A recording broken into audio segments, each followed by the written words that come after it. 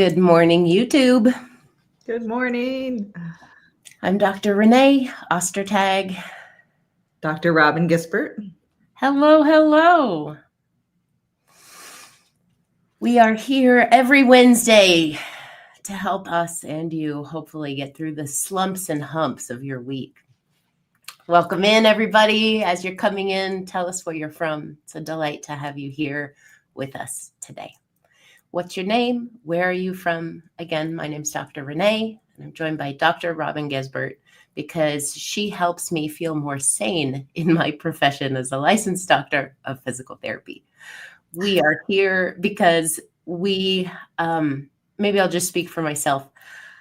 Sometimes I'm a reluctant physical therapist, and I've had very much like a love-hate relationship with this profession because bodies and people don't always follow logical rules, and that can be frustrating for both you and me. So we're here today as a commitment to do what we can through social connection and bring as much clarity and safety as possible to the confusing and sometimes scary space between mind and body. As Renée mentioned, we're both doctors of physical therapy. We're licensed here in the beautiful Mile High City, the state of Colorado. And while we're physical therapists, this isn't meant as medical advice.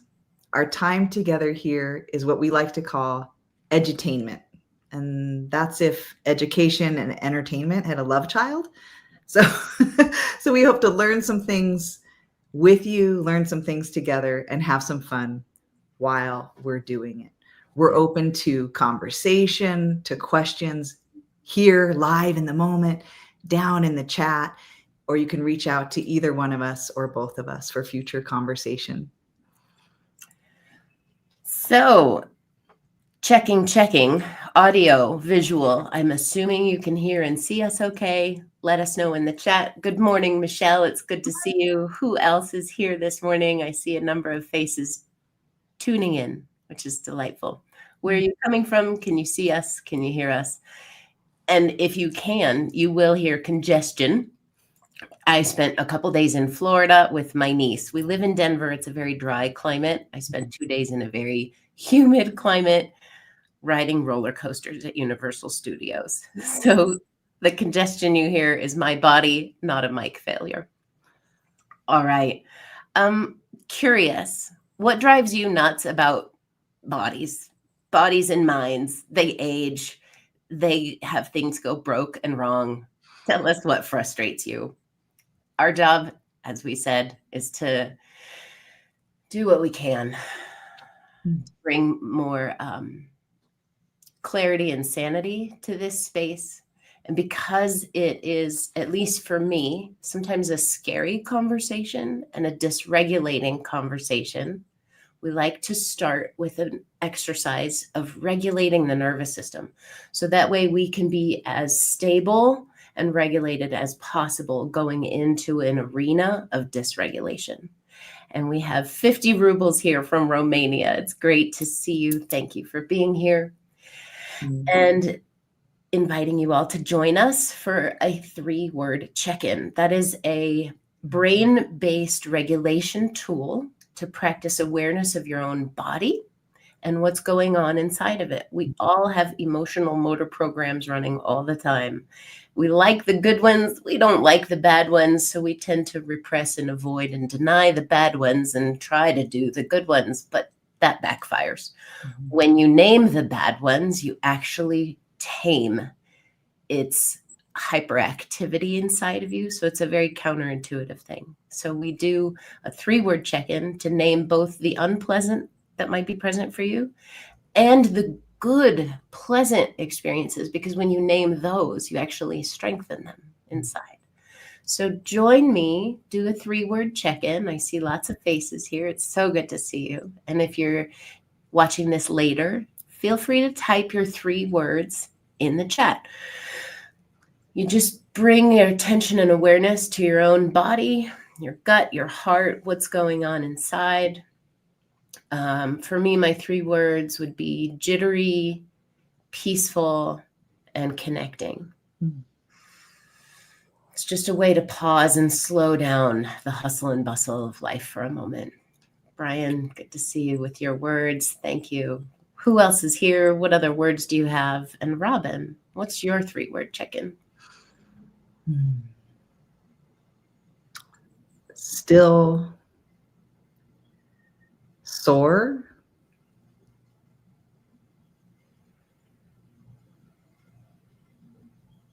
dreamy. You just witnessed co-regulation. Robin was self-regulating with her 3-word check-in, and I was kind of like waiting to see what's going to come. And then when she was done, I noticed my body automatically take a deeper breath because my mirror neurons were co-regulating with her mirror neurons as she was regulating herself. The most potent form of self-regulation is co-regulation. We've got a few 3-word check-ins from Michelle, 50 rubles. And I love this practice we've got wiggly, excited hugs from Michelle, relaxed, back pain, joyful. All of you is welcome here. And that's one of the things I love about the 3-word check-in. It's a lifelong practice. And it allows 3 words, which gives you more space to have multiple life experiences at the same time. 50 rubles, I'm totally inspired, but relaxed, back pain, and joyful. Those things can all exist at the same time. And that's incredibly hopeful that you can have pain and joy at the same time. Thank you for that gift. Renee, I think another thing that I love about this 3-word check-in is it's allowed to change. You know, I have these words, I have this experience, and time's moving. I'm traveling with time, and my 3 words change. So the flexibility of things and knowing that no feeling is final, no 3-word check-in is stamped on your soul forever. I like the flexibility of that. Yeah. And my panicked fear brain circuits like hearing that because they still sometimes have fear in owning. I'm scared. I'm afraid. I'm insecure. Yeah. Oh, but just saying those things out loud, let me take a deeper breath. And it's like, okay, maybe Robin's right. Maybe there is less permanency than those circuits would lead me to believe. And that paradox of naming it, the more accurately we name it, the more transcendent or more transitional that feeling can be. But the holding it inside, particularly those, like you were saying, Renee, the I'm afraid or I'm sad or I'm angry, when we hold those inside, they have a lot of power. When we name them, they might shape into something else. And by might, they do. What goes up must come down. And 50 rubles has a great point here. The pain isn't that bad, not bad enough to take my joy. And you're so right. This practice, when pain is in your present moment experience, it tends to have this all-encompassing hijack effect and puts you into horse blinders and a tunnel vision effect, and that's all there is, and there's and it really contracts us down. That's not a character flaw or a personality defect. It's biology. That's why I think it's good to train the skills when the pain is low, so that way when the pain creeps up, you still have the skills somewhere inside of you and you've trained them. I had a patient tell me recently, it's really hard to be curious about pain when you're in it. That makes so much sense. Yeah. So, yeah, much easier to do when unpleasant emotions or sensations are low than high. That being said, if they're high, if they're low, practicing regulation is always a good training opportunity. So, Robin, I want you to share something useful with us, a regulation tool that you use when you need it. Oh, I'd love to. Yeah. I've been a regulation tool that I use when I need it, and I share it and with lots of people, teach it often, is an exercise called Ragdoll. You're familiar with Ragdoll. I know we do this together sometimes. So the Ragdoll exercise, it's got some simplicity to it, in my opinion. When we start just by noticing how we feel in our bodies, we're in these bodies, and they're always carrying some degree of muscle tension. So I like to just sort of notice, okay, what's going on with my body? Like a body scan. Some people are familiar with that. You kind of scan and notice, is there tension in my jaw or my shoulders, or maybe there's in the tummy. I hold a lot of tension in my toes. I curl my toes up when I'm sitting, and that's a tension. The exercise Ragdoll, it's a one-word cue where we just let everything go. Relax your jaw, relax your shoulders, even let your belly go, like just let your belly soften. Maybe let some tension out of the fingers and the legs, and Ragdoll. And let it go and start to notice how you feel. This is an exercise that helps the brain recognize the difference between muscle tension in the body, not good or bad, it's just a state, and muscle relaxation in the body. And I notice when I soften into Ragdoll, I take a nice big breath. And I'm curious if others have an experience as they practice this, just let go, this Ragdoll. 50 rubles is yawning and feels sleepy. That's awesome. Who else? What else did Ragdoll do in your system? And while those are coming in, Robin, I'll share with you, I felt a lot more peaceful and relaxed, which I enjoyed. At the same time, I also felt nauseated, which I wasn't expecting. And I have a history of irritable bowel syndrome. And what I noticed when you said, collapse, you didn't say collapse into Ragdoll, but what I did was I collapsed into Ragdoll. And that collapse, I think, reminds my body of like a shutdown, freeze experience. And for me, there's nausea associated with that. And so for me, and you and I have talked about this before, Brian notices a loosening in his shoulders. I think overall Ragdoll is good, but I think sometimes there can be too much of a good thing. And for me, I just watched my system overshoot to like freeze, shutdown mode, collapse mode. So Robin, can you mention Ragdoll-Tall? Yeah, Ragdoll-Tall, this idea of staying in your upright posture. So I'll scoot back just a little bit. So it's like staying upright or ready in the body.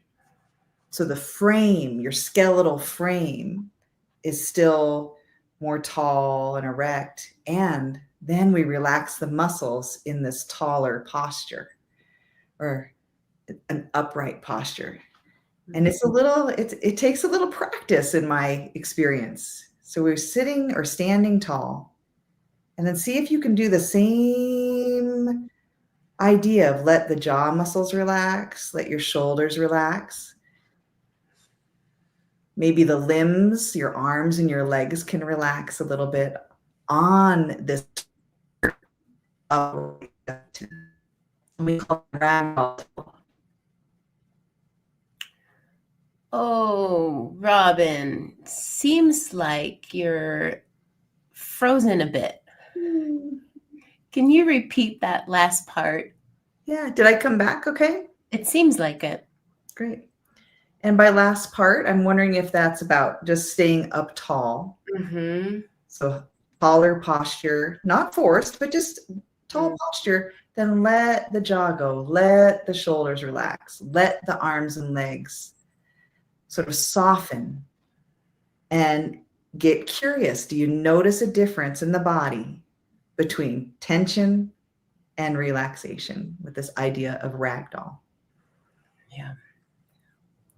Yeah. All right, YouTube.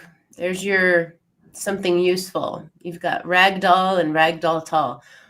It's an intentional moment of relaxation. Mm.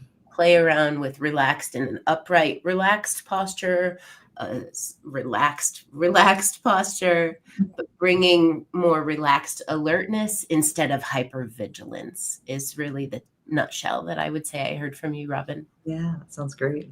Yay. All right. We've got a question. It's a very serious one from Brent Green. Does Marcus Barkus have any relaxation recommendations? And he absolutely does. It's just lie down flat, my friends. When all else fails, just lie down. Ragdoll dog. He's a master. That's 3 exercises for you all today. Ragdoll, Ragdoll-Tall, and Ragdoll dog. He's great. All right, it's story time. A moment of what? That we're going to bring some clarity to. So, I'm a physical therapist. I'm working with a woman in her early 40s. She has neck pain, dizziness, tinnitus, and a lot of anxiety. That's her struggle. We decided one day, let's take a look biomechanically at your neck. What's going on with your range of motion and your function in your cervical spine? So I know that she has a sensitive system, so I tread respectfully into this provocative potential movement assessment. I have her sit down on the table and I said, first of all, I want you to just watch me move my neck. And your only job is to pay attention to what emerges in your own mind or body as you watch me move my neck. So you don't have to move your neck. You just watch me move mine. Now, audience, live, later, maybe do the same. See what happens. So I sat up tall, Ragdoll-Tall, and I said, okay, just notice. And I turned my head. And then I came back, and then I turned my head. And then I came back. Audience, did you notice anything in your thinking or feeling, anything in your mind or body? Drop it in the chat. I was not expecting when I asked her, what did you notice? Her response was, it reminds me of the time when I was young and my dad pinned me up against a wall. And they did not teach us how to deal with moments like this in physical therapy school. And luckily, by that time, I had a lot of training in PT and in improv, and I can deal with these unexpected things that emerge from the body. And so I sat there for a moment, and I kind of relaxed a little bit. And then I said to her, wow, besides fucking terrible, excuse my French, I wasn't expecting that. But it seems like your neck is still behaving in the world like your dad is in the room right now.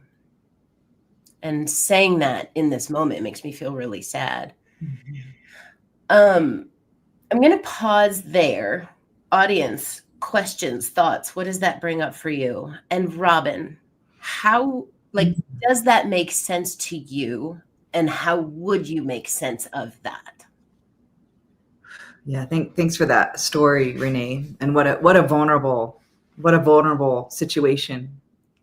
It just really reminds me of what you were mentioning earlier about these mirror neurons, that we do have this network of neurons that when we see other people's emotions, the expression of emotion, I should say, or we see other people move, our brains are having a response to it. And I'm just thinking, wow, if this was and is a terrifying position for a person. Watching you in that position could elicit that same fear and tension in the body. Yeah, that's how I make sense of it too, right? Sensory cues, the visual cue activated a neural circuit inside of her, was connected to movement and memory. And with this movement, this position, there's a memory of this is dangerous. Yeah. This is bad. Don't go here. It's not safe to be here. Because once upon a time in my past library of life experience, something really bad happened there. I felt powerless and a whole bunch of other feelings that go along with that. So what we ended up doing was two-part. I had her ignite some self-talk. And it gets a little like kind of funny because I need to bring humor into moments like this of like, okay, check the room. Is your dad here? No. Okay, so maybe then now it isn't as dangerous as I thought to turn my head that way.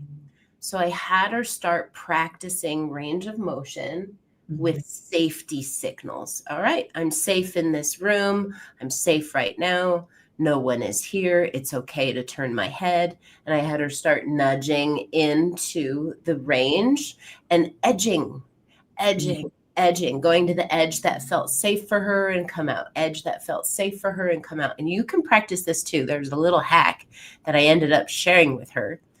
When you turn your head, if you put your tongue in your cheek first and then look with your eyes, you actually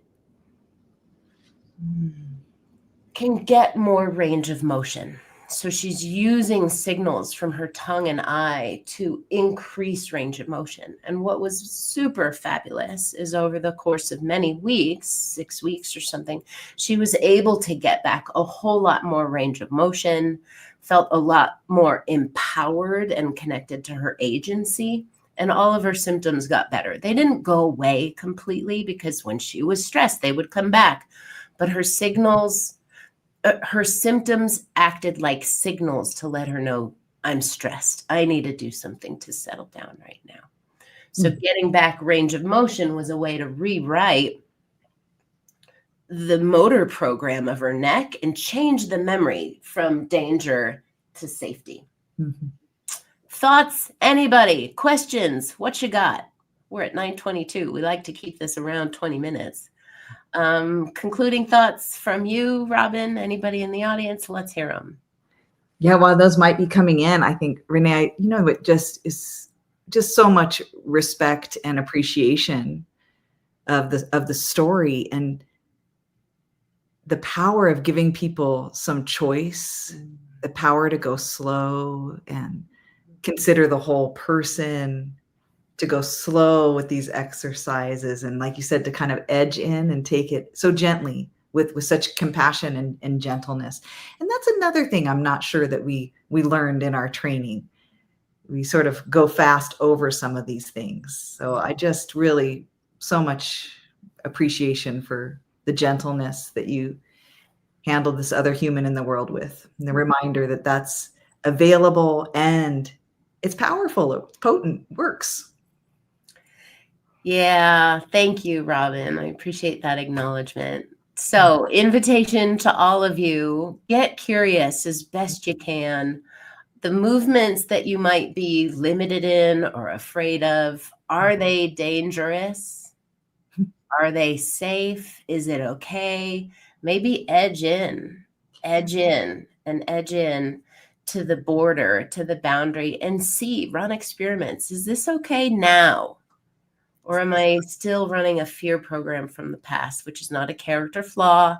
It's a protective mechanism. Is it helpful or is it maladaptive at this point? So that's my invitation to you. Stay curious about your movements in your body because it is a reflection of what's going on in your mind.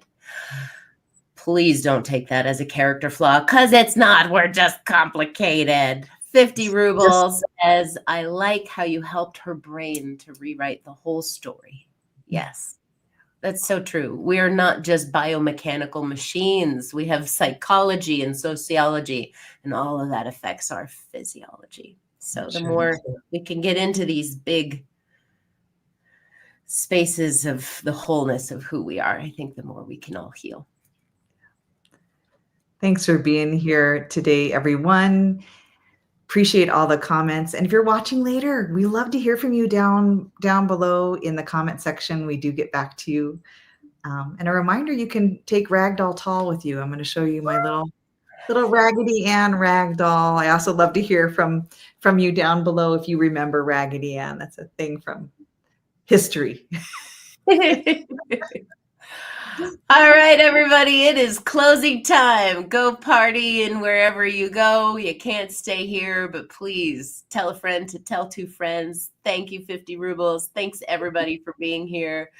Ragdoll was Brian's mom's favorite, so way to bring in Raggedy Ann. Asphalt Dancer! Oh my gosh, I love that you're here. Jody, it's good to see you. Thank you for reminding me of how much agency I really do possess. We all do. It's always there. Learned helplessness will blind you to the agency that you have. So don't believe the lies. And let's keep reminding each other. We always have this choice. Keep reminding each other. Yeah, we all need it. Hearts and love to all of you. We'll be back next week, 9 a.m. Mountain Time. Tell a friend to tell two friends. Bye.